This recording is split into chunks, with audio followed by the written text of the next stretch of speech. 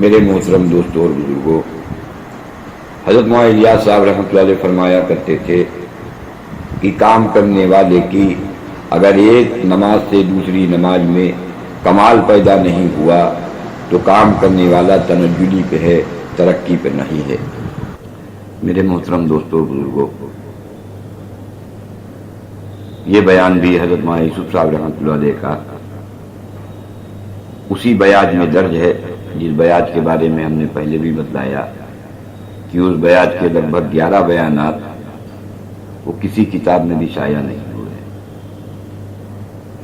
وہ بیاج اس وقت نظام الدین میں موجود ہے، اور اس بیاج کی اصل کینیا ملک کے مومباسا شہر میں لیکونی نام کی جگہ پر ایشین کا جو مدرسہ ہے اس میں اس مدرسے کے جو محتمم ہیں مولانا افضل صاحب، ان کے پاس وہ اصل بیاض موجود ہے۔ اس بیان کے جو 11 بیان جن کو کسی کتابوں میں شائع نہیں کیا گیا، اور ایسا نہیں ہے کہ یہ بیان انہی بیاض میں ہو، لوگوں کے پاس جو اور دوسری بیاض میں بیان درج ہیں اس میں یہ بیانات بھی تھے، تو ان کے علاوہ کے تو بیانات کو کتابوں میں شائع کر دیا گیا ہے، لیکن ان بیانات کو کتابوں میں شائع نہیں کیا گیا۔ یہ جو بیان ہم آپ کو سنانے جا رہے ہیں یہ 28 ستمبر سن 1964 کا بیان ہے، اور اس بیان کے نہ چھاپنے کی جو وجہ ہے، جیسے کہ وہ ایک بیان ہم نے آپ سے بتلایا تھا حالات کے بننے و بگڑنے کے اسباب، 9 دسمبر والا بیان جسے آپ نے سنا ہوگا، تو اس بیان میں حضرت نے فرمایا ہے جو نہ چھپنے کی وجہ بنا، اس میں حضرت نے فرمایا تھا کہ جو لوگ اللہ کے راستے سے واپس جا رہے تھے، ابھی بات آئے گی اس میں بیچ میں، ہر باہر پہ انشاءاللہ سنائیں گے ہم آپ کو، تو اس میں حضرت نے فرمایا تھا کہ اب تم واپس جا رہے ہو تو تم یہ سوچ کر نہ جاؤ کہ اب تم کو بھی جا کے دکانیں کرنی ہیں اور کھیتیاں کرنی ہیں اور مزدوری اور تجارتیں کرنی ہیں۔ فرمایا تھا کہ نہیں، ابھی ان کو نہیں کرنا ہے۔ تو یہ بیان فجر کی نماز کے بعد حضرت نے بنگلے والی مسجد میں بیان فرمایا تھا۔ اللہ کی حمد و ثنا بیان کرنے کے بعد پھر حضرت نے فرمایا کہ میرے بھائیوں، دوستوں اور بزرگوں، محنت کرنے کے لیے دنیا میں 2 راستے ہیں، اور دونوں راستے ایک دوسرے کے مقابلے پر ہیں۔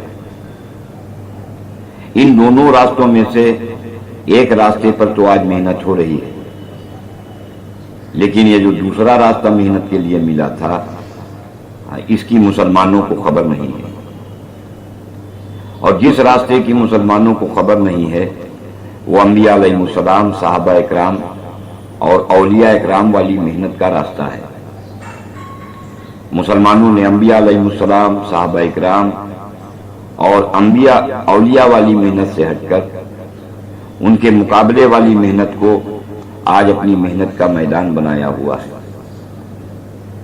اگر مسلمان انبیاء علیہ السلام اور صحابہ اکرام و اولیاء والے راستے پر چلنے والا بنے تو یہ ہمیشہ کے لیے دنیا اور آخرت میں اس کے لیے نعمتوں کے دروازے کھل جائیں گے۔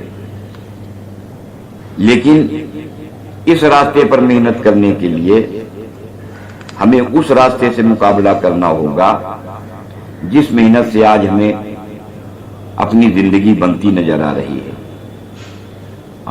اس محنت سے مقابلہ پڑے گا اس کا۔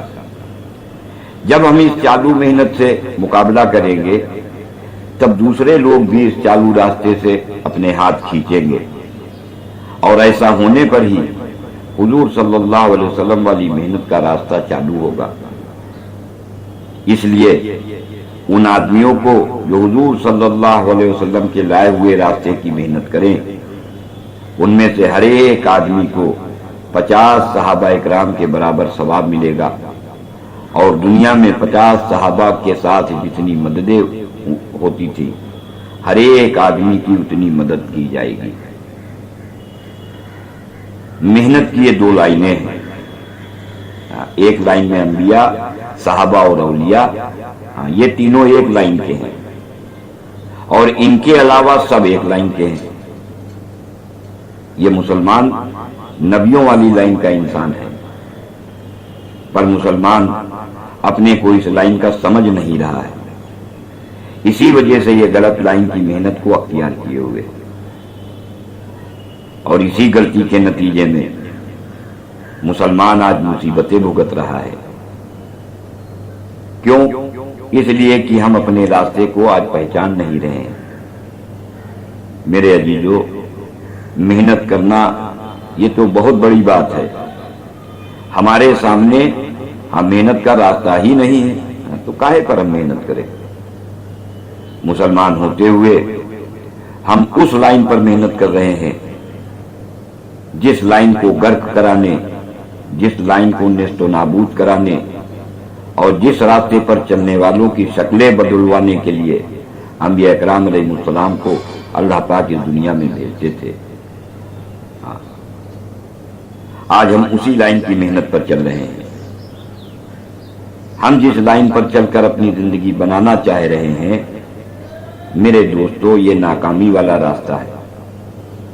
لہذا اس لائن سے اب اپنے آپ کو موڑنا اور انبیاء علیہ السلام والی لائن پر ڈالنا، یہی کامیابی کا راستہ ہے۔ اور اس کے مقابلے پر جو راستہ آج چالو ہے وہ ہم سب کے سامنے ہے کہ وہ ملک و مال کا راستہ ہے۔ ملک والے اور مال والے راستے میں سب سے پہلے مال کمانا، پھر مال سے چیزیں لانا اور چیزوں سے اپنی زندگی بنانا، یہ نبیوں والا راستہ نہیں ہے۔ پھر نبیوں والا راستہ کیا ہے؟ کہ نبیوں والے راستے میں سب سے پہلے اللہ کی بڑائی کو دل میں بٹھایا جاتا ہے، لیکن اللہ کی بڑائی کو دل میں بٹھانے کے لیے زمین اور آسمان میں جو کچھ ہے اور اس کے درمیان میں جو کچھ ہے، سب سے پہلے اس کی بڑائی کو دل سے نکالا جاتا ہے۔ پر محنت کرنے سے پہلے، یہ محنت جو انبیاء والی ہے، اس کے کرنے سے پہلے ساتوں زمین اور آسمان کی حیثیت اور حقیقت کے بارے میں ہمیں معلوم ہونا چاہیے کہ ہم ان کی حیثیت اور حقیقت کو پہچانیں۔ اس کے بعد اللہ کو جانیں کہ جس نے اس کائنات کو بنایا ہے وہ اللہ کیسا ہے۔ تو اب سب سے پہلے زمین و آسمان میں جتنے نقشے پھیلے ہوئے ہیں ہمیں ان کو پہچاننا پڑے گا، ان کی ابتدا اور ان کی انتہا پر غور کرنا پڑے گا۔ یہی انبیاء علیہ السلام والا راستہ ہے کہ اسی راستے سے اللہ کو پہچانا جا سکتا ہے۔ انبیاء علیہ السلام جو راستہ لائے ہیں اس میں اللہ نے سب سے پہلے زمین اور آسمان اور اس کے اندر کی چیزوں کے بارے میں بتلایا ہے۔ یہ اس راستے کا پہلا قدم ہے۔ اگر یہ پہلا قدم ہم نے نہیں اٹھایا تو آخر تک کہ ہمارے سارے قدم وہ خراب ہو جائیں گے۔ اس لیے اس راستے کا پہلا قدم لا الہ الا اللہ ہے۔ یہی بالتفریق انبیاء علیہ السلام کا کلمہ محنت ہے، سوائے اس کے انبیاء علیہ السلام کی محنت کا کوئی اور عنوان ہی نہیں تھا۔ تو لا الہ الا اللہ کا کیا مطلب ہے؟ اس کا مطلب ساتوں زمین اور آسمان اور اس کے درمیان میں جو کچھ ہے ان سے کچھ نہیں ہوتا، صرف اللہ کے کرنے سے ہوتا ہے۔ یعنی جو دکھ رہا ہے اس سے نہیں ہوتا۔ ان سے نہ ہونے کی وجہ یہ ہے کہ یہ سب بنے ہوئے ہیں، اور یہ عام فہم بات ہے کہ بنے ہوئے سے نہیں ہوتا، بنانے والے سے ہوتا ہے۔ اب رہی بات کہ ان کو کس نے بنایا ہے، تو ان سب کو اللہ نے اپنی قدرت سے بنایا ہے، اور جب تک چاہیں گے انہیں باقی رکھیں گے۔ پھر جب چاہیں گے ان کو ختم کر دیں گے۔ اللہ نے گلے سے گلہ اور بیج سے درخت اور انسان سے انسان نہیں بنائے ہیں، بلکہ جو کچھ بنایا ہے اور جو کچھ بن رہا ہے اللہ اسے اپنی قدرت سے بنا رہے ہیں۔ ہم یہ سوچتے ہیں کہ ہمارے پاس یہ جو کچھ ہے اسے ہم نے اپنی محنت سے بنایا ہے، کہ جس طرح اللہ جانوروں سے جانور اور عورت سے بچہ بناتے ہیں، اسی طرح ہمارے پاس جو کچھ ہے اسے ہم نے اپنی محنت سے بنایا ہے۔ تو اس کا کیا مطلب ہے کہ اللہ جانوروں سے جانور اور عورت سے بچہ بناتے ہیں؟ ارے یہی تو اس کا مطلب ہوا۔ میرے عزیزو، اللہ بچہ بنانے میں جانور اور عورت کے محتاج نہیں ہے، اور ہم اللہ بچہ بنانے میں جانور اور عورت کو محتاج، اس میں اللہ کو محتاج سمجھتے ہیں۔ ارے احمد، اللہ تو پاک ہے، وہ عاجز اور محتاج نہیں ہے۔ جب زمین اور آسمان نہیں تھے تو یہ کیسے بن گئے؟ ان کو کس نے بنایا؟ کہ انہیں اللہ نے اپنی قدرت سے بنایا ہے۔ ہر جنس کے پہلے کو اللہ نے اپنی قدرت سے بنایا ہے، اور قدرت اللہ کی صفت ہے۔ جس طرح پیدا کرنا اللہ کی صفت ہے، اسی طرح قدرت بھی اللہ کی صفت ہے، اور یہ قدرت، یہ صفت اس کی ذات میں موجود ہے۔ اللہ جب پیدا کرنا چاہیں گے یا پہلے پیدا کیے ہوئے کو ختم کرنا چاہیں گے تو وہ اپنی قدرت سے کر دیں گے۔ اللہ اگر ذلیل کرنا چاہیں، نفرت دینا یا پالنا چاہیں گے تو وہ اپنی قدرت سے کر دیں گے۔ بچہ ماں کے پیٹ اور منی کے قطرے سے نہیں بن رہا ہے، بلکہ اللہ کی قدرت سے بن رہا ہے۔ تو جب قدرت سے ہے تو قدرت تو ہر جگہ چلے گی۔ چاہنے سے جو چاہیں بنا دیں یا چاہنے سے جو چاہیں نہ بنائیں۔ آگے چل کر اس دنیا میں جو کچھ ہوگا وہ اللہ کی قدرت سے ہوگا۔ انبیاء علیہ السلام یہ جو کلمہ لا الہ الا اللہ لائے ہیں کہ اللہ کی ذات کے علاوہ سے کہیں سے کچھ نہیں ہوتا، انہی کی قدرت سے کسی کو نقشہ ملتا ہے اور انہی کی قدرت سے کسی کا نقشہ چھلتا ہے۔ مال کے نقشوں میں پرورش ہوتی ہے اور مال ہی کے نقشے میں اللہ پرورش کو بگاڑ بھی دیتے ہیں۔ لا الہ الا اللہ وحدہ لا شریک لہ ولہ الملک ولہ الحمد وہو علی کل شیء قدیر، کہ کوئی شریک نہیں ہے، اللہ جو چاہتے ہیں ان سب کے بغیر کرتے ہیں۔ اگر تم آگ میں گر پڑو، مچھلی کے پیٹ میں چلے جاؤ، یا تم پر ہزاروں تلواریں پڑ جائیں اور اللہ مارنا نہ چاہے تو تمہارا ایک بال بھی نہ ٹوٹے گا۔ اللہ اپنی قدرت میں آزاد ہیں، وہ چاہیں اپنی قدرت سے ان میں کر کے دکھاویں یا چاہیں اپنی قدرت سے کہیں اور کر کے دکھاویں۔ لہذا اب تم بتاؤ کہ کامیابی کا کیا راستہ ہے؟ جس سے ہوتا نہیں اس پر محنت کرنا یا جس سے ہوتا ہے اس پر محنت کرنا؟ کہ جس سے ہوتا نہیں اس پر محنت کرنا، یہ تو مری ہوئی بھینس سے دودھ نکالنے کی محنت کرنا ہے، اور اس پر تو ہر ایک کہے گا کہ بھائی مری بھینس سے دودھ نہیں نکلے گا۔ میرے عزیزو، ایسے ہی جتنی بھی محنتیں آج کی جائیں وہ سب بیکار ہیں۔ جب ملک و مال سے نہیں ہوتا تو ہم جو بھی محنت کر رہے ہیں یہ بیکار جائے گی۔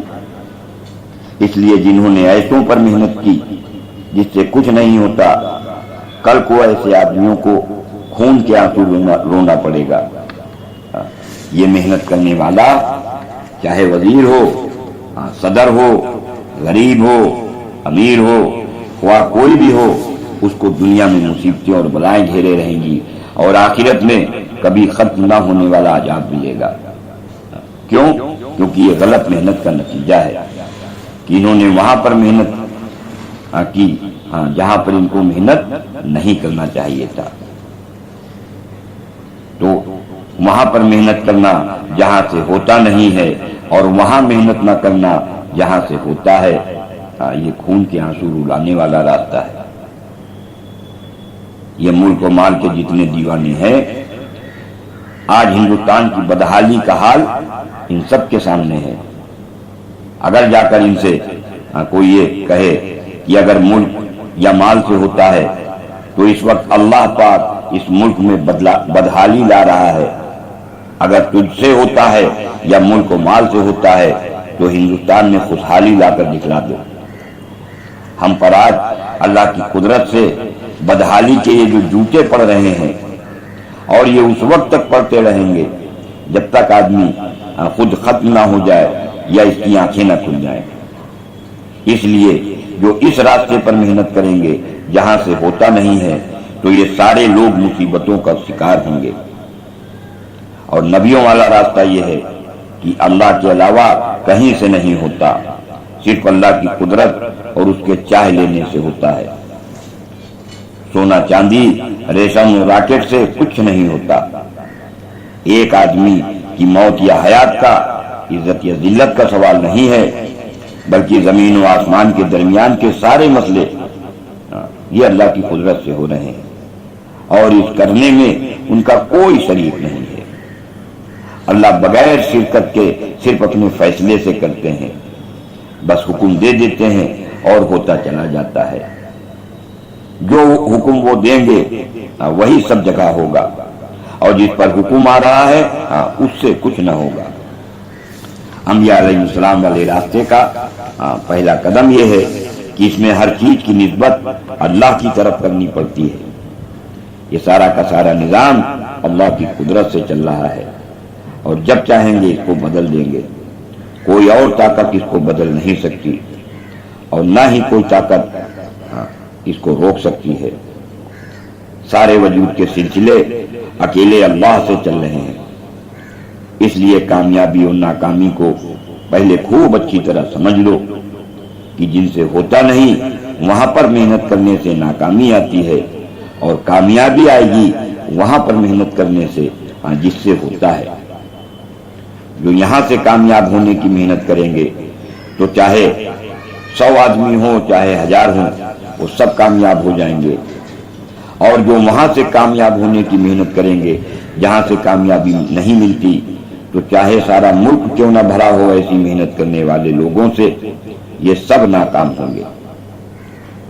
اس میں صرف وہ کامیاب ہوں گے جو وہاں سے کامیابی لینے کی محنت کریں جہاں کامیابی ہے۔ اس راستے سے کامیابی لینے والے لوگ نہ کسی سے لڑتے ہیں نہ جھگڑتے ہیں، بس ایک دوسرے کو فائدہ پہنچانا ہی ان کا مقصد ہوتا ہے، کہ یہی انبیاء علیہ السلام والا راستہ ہے۔ نوح علیہ السلام نے جب اس پر محنت کی تو اللہ نے 80 آدمیوں کو چھوڑ کر ساری دنیا کو پانی سے بھر دیا۔ لہذا جب وہ کشتی دنیا میں آئی تو ساری دنیا ان 80 آدمیوں کو ملی جنہوں نے اصل کامیابی پر محنت کی تھی۔ آج حکومتیں کہہ رہی ہیں کہ مچھر مارو، تو پورا محکمہ مچھر مارنے والوں کا بن گیا۔ کہ کسی کا کام دوائیوں کو خریدنا اور کسی کا کام دوائیوں کو چھڑکنا تاکہ مچھر مر جائیں۔ کیوں؟ اس لیے کہ ان مچھروں سے نظام صحت خراب ہو رہا ہے۔ بالکل اسی طرح اللہ کی قسم ایسے انسانوں سے جن سے انسانی زندگیوں کو نقصان پہنچ رہا ہے اور نظام عمل خراب ہو رہا ہے، اللہ ان کو بھی اسی طرح ہلاک کریں گے جس طرح مچھروں کو ہلاک کیا جاتا ہے۔ کہ جہاں کامیابی نہیں ہے، جو لوگ وہاں محنت کر رہے ہیں، اللہ ایسے انسانوں کو ختم کر دیں گے۔ یہ ہے لا الہ الا اللہ۔ جو اس سے خالی ہے، اللہ کے یہاں اس کی حیثیت مچھر کے برابر بھی نہیں۔ جس طرح ہمارے یہاں مچھروں کے نظام کی کوئی حیثیت نہیں، اسی طرح ان انسانوں کے نظام کی اللہ کے یہاں کوئی حیثیت نہیں۔ لہذا تمہارا کام یہ ہے کہ لوہے پیتل دواؤں اور زمین و آسمان میں جو کچھ ہے اس کا انکار اور اس کی تردید کرو کہ بھائی دکان سے نہیں ہوتا، اللہ سے ہوتا ہے، اور اللہ کا فیصلہ چیزوں پر نہیں ہوتا، عمل پر ہوتا ہے۔ آپ نے کسی سے پوچھا کہ آپ کیا کام کرتے ہیں؟ تو اس نے آپ کو جواب دیا کہ میں دکاندار ہوں، میری دکان ہے، میں دکان کرتا ہوں۔ اب آپ اس سے یہ کہو کہ آؤ بھائی ذرا فلاں علاقے میں چلیں، ہاں وہاں کلمہ پھیلائیں، تو آپ کو وہ جواب دے گا کہ صاحب، بھائی صاحب، اگر میں دکان بند کر کے چلوں گا تو کھاؤں گا کہاں سے؟ تو اب تم مجھ سے یہ کہو کہ پہلے تو دکان کا انکار کر، کیونکہ تو نے دکان بند کروں تو کھاؤں گا کہاں سے کہہ کر لا الہ الا اللہ کا انکار کر دیا۔ اس طرح اب تم نے اس سے کلمہ کہا۔ میرے عزیزوں، آج ہمارے اوپر ساری آفتیں انہی بولوں کی وجہ سے آ رہی ہیں۔ اس لیے یہ نہ کہا کرو کہ دکان بند کروں تو کھاؤں گا کہاں سے۔ تم جہازوں کو دیکھ کر، سونا یا چاندی دیکھ کر یہی کلمہ بولو کہ ان سے نہیں ہوتا، اللہ کرتا ہے، اور اسی کے ساتھ اپنی بھی تردید کرو کہ مجھ سے بھی نہیں ہوتا، اللہ کرتا ہے۔ کہ جب آپ کی بیوی آپ سے کہہ رہی ہے کہ آج دکان نہیں جاؤ گے تو شام کے کھانے کا کیا ہوگا، تو اس سے کہو کہ میں تمہیں نہیں کھلاتا، اللہ کھلاتا ہے، کیونکہ سب کچھ اللہ کرتا ہے۔ اللہ میرے رہتے بھی تجھے کھلائے گا اور میرے مرنے کے بعد بھی تجھے کھلائے گا۔ اس لیے ہر جگہ یہ بولا جا رہا ہو کہ کسی سے کچھ نہیں ہوتا، سب اللہ کے کرنے سے ہوتا ہے۔ اس کلمہ لا الہ الا اللہ کو سیکھنا یہ کوئی زیادہ لمبا چوڑا کام نہیں ہے۔ کامیابی کے لیے انسانوں کو لوہے پیتل، دواؤں، فوجوں، ممبروں اور وزارتوں کی ضرورت نہیں ہے، بلکہ ان کی تردید اور ان کے انکار کی ضرورت ہے۔ یہ کلمہ نبیوں والا کلمہ ہے، پر آج زمینداروں اور دکانداروں نے اس کلمے کو اپنے نقشے میں ڈھال لیا ہے کہ میری ملازمت، میری زمین اور میری دکان، تو تم کہو کہ میری دکان سے نہیں ہوتا، اللہ کرتا ہے۔ تو کہیں گے کہ اللہ بغیر ملازمت اور بغیر زمین اور بغیر دکان کے کیسے کریں گے؟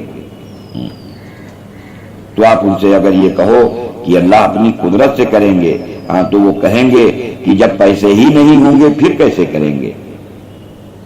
تو اب ان سے کہو کہ بھائی وہ تو غیر مسلمانوں والا خدا ہے جو پیسے کے بغیر نہیں کرتا، ہمارا خدا کسی کا محتاج نہیں ہے، وہ تو بے نیاز ہے، ایک حکم دے گا بس ہو جائے گا۔ یہ ہے لا الہ الا اللہ، بس اسے سیکھنا پڑے گا۔ ہاں اتنی بات یاد رکھنا کہ زبان سے بولنے کو سیکھنا نہیں کہتے، کہ زبان کہے کہ زہر سے نہیں ہوتا اور دل کہے کہ اگر کھا لوں گا تو مر جاؤں گا، تو اس نے لا الہ الا اللہ نہیں سیکھا۔ اسی طرح زبان بولے یا نہ بولے، جیسے ہی کوئی شکل تمہیں سامنے دکھے تو دل فوراً یہ کہے کہ اس سے نہیں ہوتا، یہ ہے لا الہ الا اللہ۔ تو اب اگر گورنر صاحب، وزیر صاحب یا صدر صاحب جو بھی کامیاب بننا چاہیں، ان سب کو کامیاب بننے کے لیے یہ کلمہ چاہیے کہ جتنی شکلیں زمین اور آسمان کے درمیان میں پھیلی ہوئی ہیں ان سے کچھ نہیں ہوتا۔ آج مسلمانوں کو خدا کا فعل غیر پر موقوف کرتے ہوئے شرم نہیں آ رہی ہے کہ اللہ بغیر ملازمت اور بغیر زمین اور بغیر دکان کے کیسے کریں گے؟ ارے خدا جو کریں گے اپنی قدرت سے کریں گے۔ تو یہی جواب ملتا ہے جب یہ بات کہی جاتی ہے نا کہ اللہ اپنی قدرت سے کریں گے، تو کہیں گے کہ صاحب زمین و آسمان نہیں ہوگا تو پھر کیسے خدا کریں گے؟ اس سوال سے تو یہ معلوم ہوتا ہے کہ اللہ زمین و آسمان کے بغیر پیدا نہیں کر سکتے۔ اگر یہ بات ہے تو ہمارے دل میں زمین اور آسمان کی اہمیت ہے، خدا کی نہیں ہے۔ انبیاء علیہ السلام کلمہ لا الہ الا اللہ لائے اور کہا کہ اس کلمے کو لے کر پھرو اور آواز لگاؤ، اور اتنی آواز لگاؤ کہ دل میں شکل سے نہ ہونے کی تردید بیٹھ جائے کہ کسی بھی شکل سے نہ ہوگا، جو شکل سے پاک ہے اس سے ہوگا۔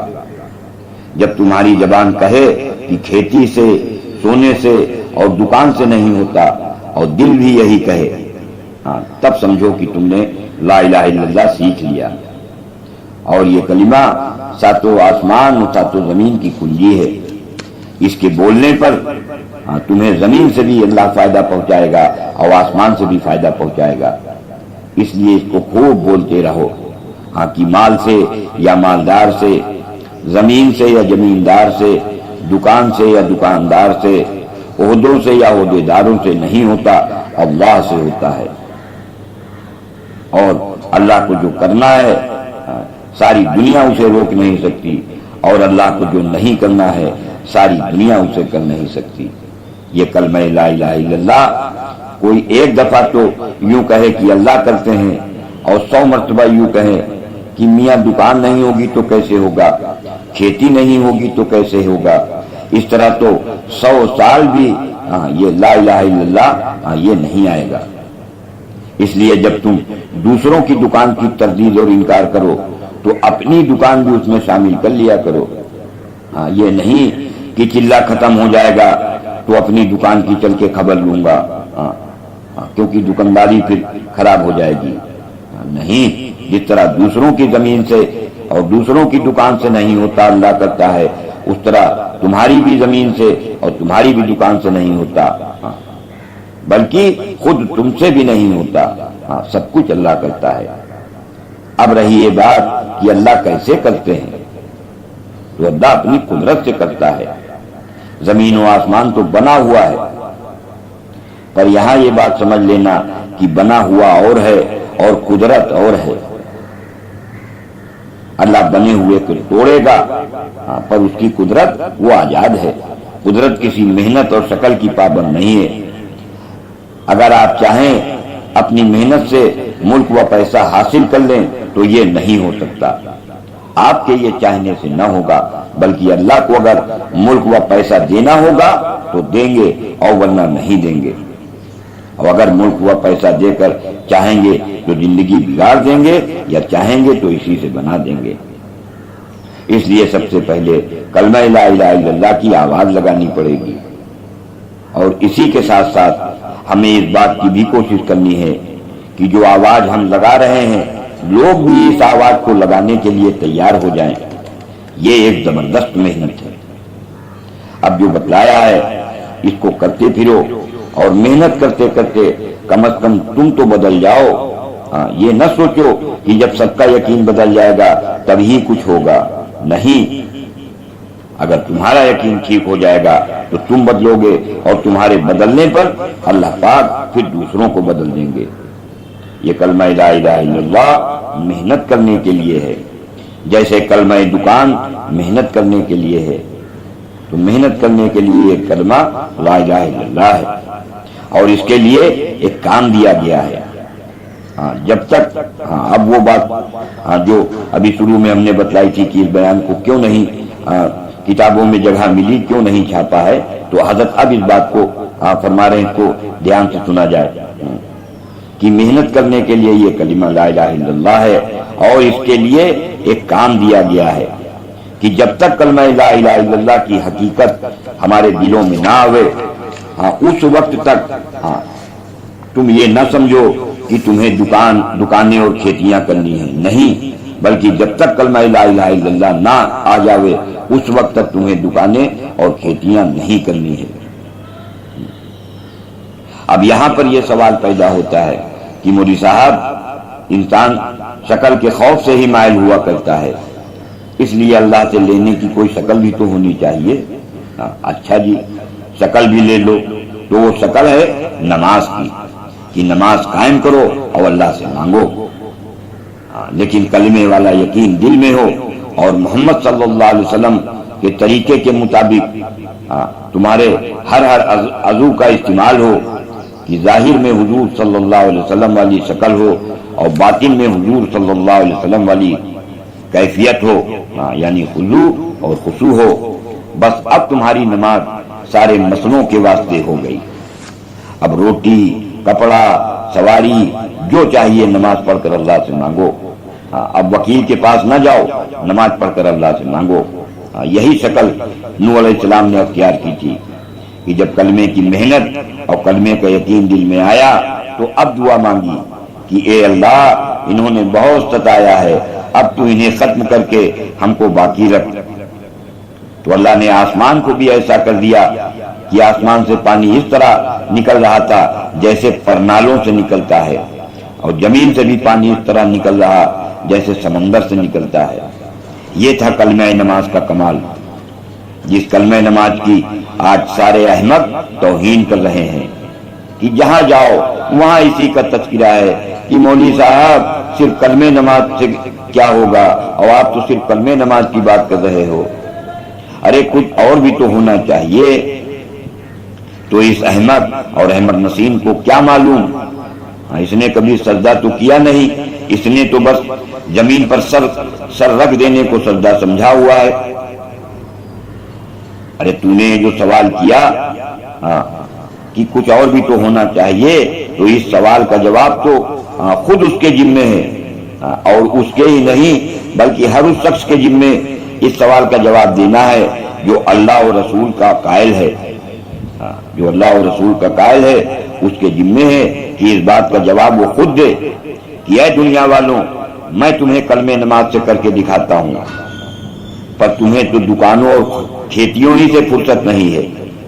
اور یہاں حضرت محمد صلی اللہ علیہ وسلم کو اور انبیاء اکرام علیہ السلام کو بیوقوف بتایا جا رہا ہے، جنہوں نے سارے مسئلے کلمے اور نماز سے حل کرائے ہیں۔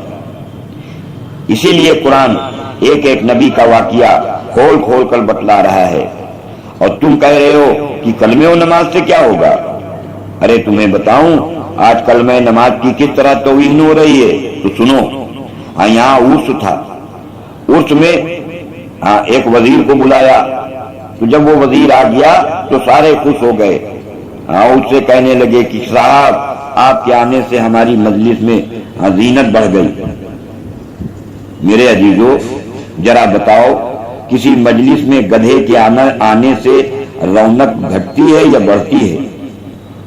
جس انسان کے دل میں کلمہ نہ ہو وہ اللہ کے یہاں پاخانے سے بھی زیادہ پلید ہے، اور یہاں اس پنڈت وزیر کے آنے سے بزرگ کی مجلس کی زینت بڑھ گئی، یہ کہا جا رہا۔ ارے یہ تو اولیاء اکرام کی توہین ہے کہ کلمہ نماز والے اولیاء اکرام کے در پر ایک پنڈت وزیر کے آنے سے مجلس کی زینت بڑھ گئی۔ زینت نہیں بڑھ گئی بلکہ وزیر کو بلانے والوں نے کلمہ و نماز کی توہین کی ہے۔ سنو، ابو بکر کو کلمہ نماز نہیں، ابو بکر سے حضرت ابو بکر صدیق بنایا ہے۔ معین الدین چشتی کو کلمہ نماز نہیں، خواجہ معین الدین چشتی رحمت اللہ علیہ بنایا ہے، ورنہ یہ تو منی کے قطرے تھے۔ ہم تو تب جانتے جب خواجہ معین الدین چشتی رحمت اللہ علیہ کلمہ و نماز نہ سیکھتے اور پھر ولی بن کر دکھاتے۔ کیا خواجہ معین الدین چشتی رحمت اللہ علیہ نے ہم مسلمانوں سے یہ کہا تھا کہ تم لوگ ولی نہ بنو، شیطان بنو؟ میرے عزیزو، ولایت کا دروازہ قیامت تک کھلا ہوا ہے، اور حضرت محمد صلی اللہ علیہ وسلم کی زندگی ہر ایک کو ولی بنانے والی ہے۔ حضرت محمد صلی اللہ علیہ وسلم کی زندگی کو اپنانا ہی ولایت ہے۔ اس لیے ساری شکلوں کو لات مارو اور لا الہ الا اللہ کی شکلوں سے لینا طے کرو، اور اب اللہ سے کہو کہ اے اللہ ہمیں بھی وہی نماز سکھا جو تو نے ابو بکر اور اولیاء کو سکھلائی تھی۔ جب کلمہ و نماز نہ ہوگا تو آدمی ڈوبنے سے کیسے بچے گا؟ اگر ملک میں آج جنگ چھڑ جائے اور بم گرنے لگے تو بتاؤ خالی ملک و مال سے تم کیسے بچو گے؟ یہ امریکہ اور روس جو آج خدا بنے بیٹھے ہیں، جب وہ خود آگ کی لپٹوں سے نہیں بچ سکتے تو اس آگ سے ان کے پرستار اور ان کے پوجنے والے وہ اس ملک و مال سے کیسے بچیں گے؟ اگر تو یہ نہیں جانتا کہ کلمہ نماز سے سب کچھ ہو جائے گا تو تو جاہل ہے، تو کچھ نہیں جانتا۔ میرے عزیزوں، کلمہ نماز کے بغیر کچھ نہیں ہوتا، لیکن ملک و مال کے بغیر سب کچھ ہوتا ہے۔ اچھا یہ بتاؤ کہ اگر تم اسی جہالت کے ساتھ مر گئے کہ خالی کلمہ و نماز سے کچھ نہیں ہوتا، تو ملک و مال سے تمہارے ساتھ قبر میں کیا ہوگا؟ کلمہ نماز سے تو قبر کے عذاب سے بچ جائے گا یا نہیں؟ جہنم سے بچ جائے گا یا نہیں؟ اور اگر تو نے یہ کہہ دیا کہ کلمہ نماز سے کیا ہوگا، تو کہیں اللہ پاک قیامت میں تجھ سے یہ نہ کہہ دیں کہ تو ہی کہا کرتا تھا کہ کلمہ نماز سے کیا ہوگا، تو جا دوزخ میں جا کہ واقعی تیرے کلمہ و نماز سے کچھ نہیں ہوتا۔ اس لیے پہلے کلمہ نماز سیکھ لو۔ کلمہ یہ ہے کہ جتنی شکلیں آنکھوں سے دکھ رہی ہیں ان کی تردید دل میں بیٹھ جاوے کہ ان سے نہیں ہوتا۔ اب کائنات اور کائنات کے اندر کی شکلوں کی تردید ہمارے دل میں کیسے بیٹھے، اور اس کے لیے ہمیں کیا کرنا پڑے گا؟ تو اس کے لیے ہمیں کلمہ و نماز کو لے کر پھرنا پڑے گا، لیکن پھرنے کے وقت اپنی زبان سے ہوشیار رہنا، کیونکہ زبان نفاق کی جگہ ہے۔ اگر زبان بولتی ہے اور دل تصدیق نہیں کرتا تو یہ نفاق ہے۔ جیسے زبان کہے کہ زہر سے نہیں ہوتا اور دل کہے کہ کھا لوں گا تو مر جاؤں گا، تو یہ نفاق ہے۔ اس لیے اپنی زبان سے ہوشیار رہنا۔ اگر زبان نہیں بولتی، صرف دل بولتا ہے تو یہ ایمان ہے، اور اگر زبان بھی بولتی ہے اور زبان کے ساتھ دل بھی بولتا ہے تو بھی ایمان ہے۔ زبان بولتی ہے کہ میری محنت سے مال نہیں آتا، تو سمجھو کہ کلمہ ہمارے اندر آ رہا ہے۔ اس لیے انکار کرو کہ کسی سے نہیں ہوتا، اور کسی سے نہیں ہوگا، اللہ کریں گے۔ وہ چاہیں گے پیسے سے کریں گے اور چاہیں گے بغیر پیسے کے کریں گے۔ اللہ کا فعل کسی چیز پر موقوف نہیں ہے۔ کتنے ہی وزیر ہماری آنکھوں کے سامنے اسپتالوں میں سڑ کر مر رہے ہیں، لیکن سارا ملک انہیں مرنے سے نہیں روک پا رہا ہے۔ آج لوگ کہتے ہیں کہ میاں کارخانہ بنا لو تو کامیاب ہوگے، تو تم کہو کہ کارخانے سے کیا ہوگا؟ یقین ٹھیک کرو کہ اللہ کرتا ہے اور عمل پر کرتا ہے۔ اگر عمل ٹھیک ہوں گے تو اللہ کر دیں گے۔ یہ نہیں کہ اب تم بھی انہی کی طرح بولنے لگے کہ ہاں بھائی، کامیاب ہونے کے لیے کارخانہ بھی ہونا چاہیے، اور پرورش کے لیے زمیندارہ بھی ہونا چاہیے، اور شفا کے لیے دوا بھی ہونا چاہیے۔ تو یہ تو وہی بات ہوئی کہ مندر میں پہنچے تو مندر والی بات، اور گرجا میں پہنچے تو گرجا والی بات، کہ جہاں پہنچے وہاں والی بات کہہ دی۔ تو اس طرح بولنے سے کلمہ نہیں آئے گا، بلکہ ہر جگہ یہ بات کہو کہ اس سے نہیں ہوتا، اللہ کرتے ہیں۔ اور یہ بات ہمیشہ اپنے سامنے رکھو کہ یہ نبیوں والا راستہ ہے، اور نبی ملک و مال میں نہیں گھستے تھے، بلکہ انہوں نے تو مال والوں سے یوں کہا کہ اے مال والوں، مال کو اس طرح خرچ کرو ورنہ برباد ہو جاؤ گے۔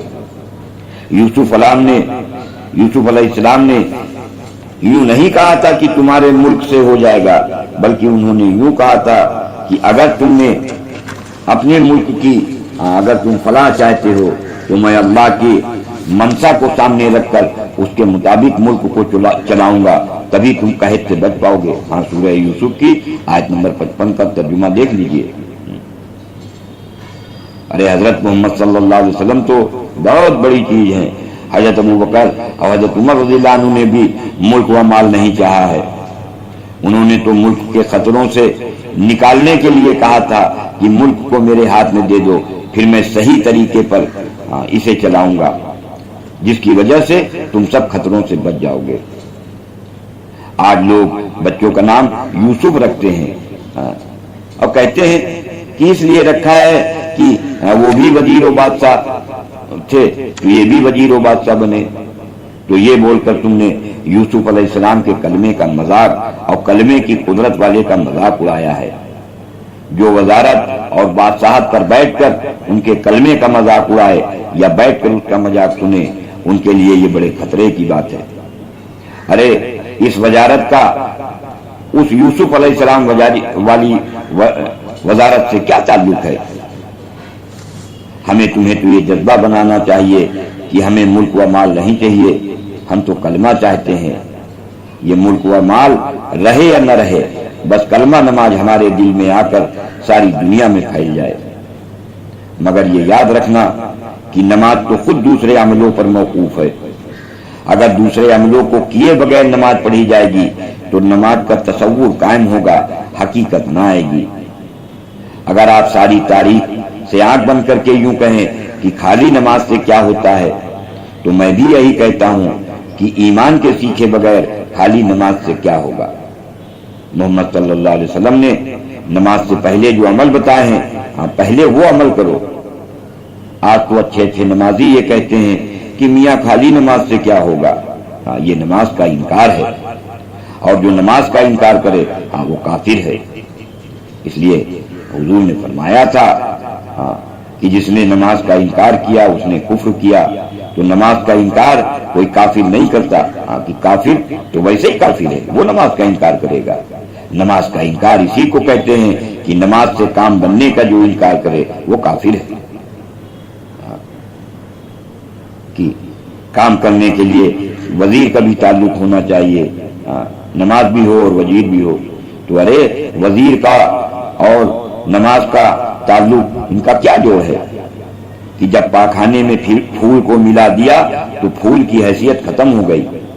اسی طرح جہاں نماز کا وزیر سے جوڑا بٹھایا بس نماز کی جان نکل گئی، جہاں نماز کو پیسے سے ملا دیا بس نماز کی جان نکل گئی۔ نماز کی حقیقت پانے کے لیے نماز سے پہلے 3 محنتیں ہیں، اور پھر اس حقیقت کو باقی رکھنے کے لیے وہ بھی 3 محنتیں ہیں۔ اس طرح 3 محنتیں نماز سے پہلے کی ہیں اور 3 محنتیں نماز کے بعد کی ہیں۔ نماز سے پہلے کی 3 محنت یقین بدلنے کی، علم کی اور دھیان کی، کہ اب سب سے پہلے یقین کو بدلنے کی محنت کرو۔ اس لیے ایک یقین دیکھ کر پیدا ہوتا ہے اور ایک یقین سن کر پیدا ہوتا ہے۔ دیکھ کر یہ بنتا ہے کہ حکومت سے یہ ہوگا اور چیزوں سے یہ ہوگا اور مال سے یہ ہوگا، اور ایک یقین انبیاء کے واقعات کو سن کر، وعدے اور وعیدے سن کر، فرشتوں کے نظام کو سن کر بنتا ہے۔ تم مسجد میں بیٹھ کر انہیں اتنا سنو کہ جب کوئی چیز دیکھو تو سننے والا یقین تمہارے سامنے آ جائے۔ کہ تم نے بازار میں وزیر کو آتے ہوئے دیکھا اور صبح مسجد میں تم نے سنا تھا کہ حکومت سے کچھ نہیں ہوتا، اللہ سے ہوتا ہے، تو اب اس سنے ہوئے کا یقین تم پر غالب ہو جائے کہ اس وزیر سے کچھ نہیں ہوتا۔ اب اپنے سننے کو اور بڑھاؤ، خوب غور سے سنو۔ جب غور سے سنو گے تو تمہارے اندر کا یقین باہر کے یقین کو ختم کر دے گا۔ صحابہ اکرام نے مکے کے اندر جو سب سے پہلی محنت کی ہے وہ یقین کی محنت ہے، کہ مشاہدے کے مقابلے میں غیب کی محنت کرنی پڑتی ہے۔ مشرک صحابہ کو مار رہے ہیں، پیٹ رہے ہیں، پر صحابہ کہہ رہے ہیں کہ اللہ ہماری پٹائی کرا رہا ہے، اللہ ہماری پٹائی کرا کر ہمارا امتحان لے رہا ہے، اللہ جب ہمارے موافق کرنے پر آ جائیں گے تو سب کچھ کر دیں گے، ایک دم سے پلٹ دیں گے۔ تو اللہ نے بدر میں پلٹ کر دکھلا دیا۔ اور دوسری محنت علم کی ہے، کہ ایک علم سن کر آتا ہے اور ایک علم دیکھ کر آتا ہے۔ تم مسجدوں میں بیٹھو، یہاں قرآن و حدیث سنو، اور قرآن حدیث سن کر جو علم آتا ہے اسے حاصل کرو۔ دیکھ کر علم آتا ہے کہ سونے سے یہ ہوگا اور گھی سے یہ ہوگا اور دودھ سے یہ ہوگا، اور 2 چیزوں کے ملا دینے سے یہ ہوگا اور اس چیز سے یہ بنے گا اور اس چیز سے یہ بگڑے گا۔ اور تم مسجد میں بیٹھ کر یہ علم حاصل کرو کہ عمل سے کیا کیا ہوتا ہے، کہ عمل کے فائدے کو پتہ کرو اور بدعملی پر نقصان کو پتہ کرو۔ اب دکھنے والے علم کے مقابلے میں سننے والے علم کی مشق کرو۔ پھر تیسری محنت اللہ کے دھیان کی ہے، کہ ایک دھیان دیکھ کر بنتا ہے اور ایک دھیان مشق سے بنتا ہے۔ دکھنے والا دھیان یہ ہے کہ کوٹھی دیکھی تھی اب اس کا دھیان آیا، اور ایک دھیان بنتا ہے مشق سے، کہ اتنا اللہ کا تذکرہ کرو اور سب سے کر تنہائیوں میں بیٹھ کر اللہ کا دھیان جمانے کی کوشش کرو، اس کا ذکر کرو کہ تمہاری زبان کے بول اس کے دھیان سے دل میں اتنا بھر جائیں کہ دیکھ رہے ہو عورت اور دھیان تمہیں آ رہا ہو اللہ کا، دیکھ رہے ہو فوج کو اور دھیان آ رہا ہو اللہ کا۔ اگر نماز پڑھو اور یہ یقین ہو کہ ہماری نماز کے رکوع اور قاعدے اور سجدے سے اللہ راضی ہوں گے تو پھر جو مانگوں گا وہ قدرت سے دیں گے۔ ایسا بننے کے لیے جسم کے ایک ایک جز کو علم کی شکل پر لے آؤ۔ جب نماز میں تمہیں اللہ کا دھیان آ جائے تو یہی نماز تمہیں کامیابی دلائے گی۔ ایمان کی مشق کے ساتھ نماز پڑھیں گے تو اللہ میرے لیے رزق کا دروازہ کھولیں گے۔ انہی دو پر ساتوں آسمان و زمین کا جوال ہے۔ جب کلمہ نہیں رہے گا تو سب ختم ہو جائے گا۔ تم تو اپنی چھوٹی چھوٹی دکانیں لیے پھر رہے ہو کہ یہ ختم نہ ہو جائے، اور میں کہتا ہوں کہ اگر پورا ملک بھی ختم ہو جائے تو یہ پرواہ کی بات نہیں ہے، بس ہمیں کلمہ نماز آ جائے۔ اس کلمہ نماز سے سب کچھ ہونے کے یقین کو ہی ایمان کہتے ہیں۔ ہمارے کان ایمان کو اتنا سن رہے ہوں کہ دل تصدیق کر دے کہ اللہ کرتے ہیں۔ اس کے لیے ایک طرف ایمان کی دعوت ہوگی اور ایک طرف علم کے حلقے ہوں گے۔ کس چیز کا علم؟ اس کا علم کہ کلمے سے کیا کیا ہو سکتا ہے۔ ابھی تو ہم نے جہالت کو جانا ہے، علم تو جانا ہی نہیں ہے، تو لمبا چوڑا علم نہیں ہے، بس ایک علم چاہیے کلمے اور نماز کا، اور دوسرا ہمیں علم چاہیے تردید کا اور اعمال کا۔ اور پھر ذکر کرو اور دھیان جمانے کی اتنی مشق کرو کہ سب کا دھیان نکل جائے، صرف اللہ کا دھیان باقی رہ جائے۔ ابھی ہمارا حال کیا ہے کہ سڑک پر ایک سفید چمڑی کی پستان ابھرے ہوئے عورت جاتے دیکھی، جس کے بارے میں ہمیں یہ بھی پتا نہیں ہے کہ اس کے پیٹ میں کتنا گو بھرا ہے اور کتنا پیشاب بھرا ہے اور کتنا جنا بھرا ہوا ہے اور کتنے عاشقوں کے قتل بھرے ہوئے ہیں۔ اس کا کچھ پتا نہیں، بس سفید چمڑی کی دیکھی تو اب جہاں جا رہے ہیں اسی کا دھیان ہے، حالانکہ نماز میں بھی اسی کا دھیان ہے۔ اب بتاؤ نماز میں کہاں ہے اللہ کا دھیان اور کہاں ہے یہ اللہ کی نماز؟ کیونکہ نماز تو خدا کے دھیان ہی کے لیے ہے، تو یہ کہاں ہے خدا کی نماز؟ یہ تو گدھوں کی نماز ہے، یہ تو اس عورت کی نماز ہے جسے دیکھا ہے۔ جب گدھوں کا دھیان ہے تو گدھوں کی نماز ہے، جس چیز کا دھیان ہوگا اسی کی نماز ہے، اور جس کی نماز ہے اسی سے دنیا اور آخرت کے مسائل حل کراؤ، کہ جس کے لیے نماز تھی اسی کے پاس جاؤ۔ اس واسطے تم ذکر کیا کرو کہ اللہ